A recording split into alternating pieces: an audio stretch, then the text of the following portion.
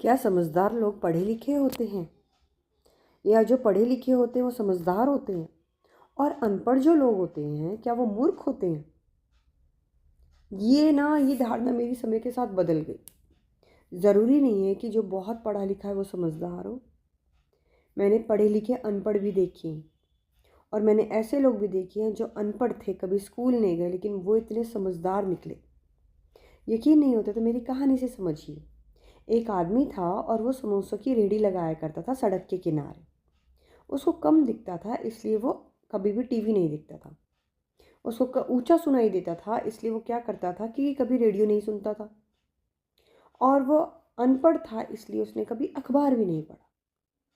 पर उसकी रेहड़ी पे इतने समोसे बिकते थे, इतने समोसे बिकते थे, दूर दूर तक उसका नाम था। तो उसने क्या किया कि एक बहुत बड़ा बैनर बनवाया अपना, और दुकान के ऊपर लगवा दिया। उस समोसे की जो रेहड़ी थी उसके ऊपर लगवा दिया।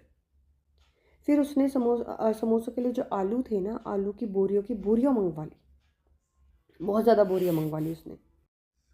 उसकी बिक्री में और उसका जो मुनाफा होता है ना, उसमें बहुत ज़्यादा तरक्की हो रही थी। उसको बहुत ज़्यादा फ़ायदा हो रहा था। इसलिए उसने छोटे जो चूल्हा होता है ना, उसकी जगह उसने एक बड़ा चूल्हा भी रख लिया। अब उसके बेटे ने बीए कर ली। बीए कर ली तो एक दिन वो दुकान पे आया। आके अपने पिताजी को बोला, पिताजी आपको पता है मंदी का दौर आने वाला है।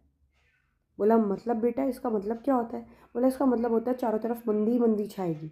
ये क्या आपने आलू मंगवा के घेर लिए? ये आपने क्या बैनर लगवा लिया? और चूल्हा भी पहले से ही था, अब आपने बड़ा चूल्हा लगवा लिया। आपको नहीं पता मंदी का दौर आएगा और सब कुछ, मतलब आपके इतने सारे समोसे आगे बिकेंगे नहीं। तो अब इसको लगा, जब बेटा बीए करके आया, पढ़ा लिखा मेरा बेटा है, तो मेरा बेटा कहीं ना कहीं सही बात कह रहा होगा। तो इसने अपने बेटे की बात पे यकीन कर लिया और इसने वो बैनर उतरवा दिया। इसने चूल्हा भी बड़े वाला हटवा दिया और छोटे वाले पे ही काम करने लग गया। और आलू के जो कट्टे थे ना, वो भी इसने जल्दी से इधर उधर कर दिए। इसको लगा सही में मंदी आने वाली है और मैं नुकसान में जाऊंगा। इसने अपने कर्मों पे, अपने काम पे ध्यान नहीं दिया कि देखो मेरे साथ क्या हो रहा है। इसने क्या किया, अपने बेटे की बातों पे यकीन किया। और क्यों किया? क्योंकि इसको लगता है कि मेरा बेटा पढ़ लिख के आया, मेरा बेटा पढ़ा लिखा है, इसलिए सही ज्ञान दे रहा है। और इस अपने बेटे की बात पे यकीन कर गए। अपना जो चलता हुआ बहुत अच्छा जो व्यापार था उसको ठप कर लिया। अब उसका मन नहीं करता उस व्यापार में आगे बढ़ने के लिए, क्योंकि नकारात्मकता जो होती है ना, उसने इसे घेर लिया।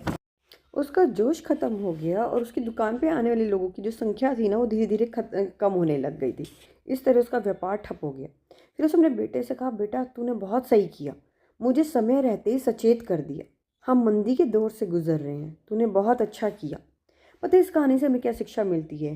कि हमें ना खुद पे यकीन करना चाहिए। सबसे बड़ा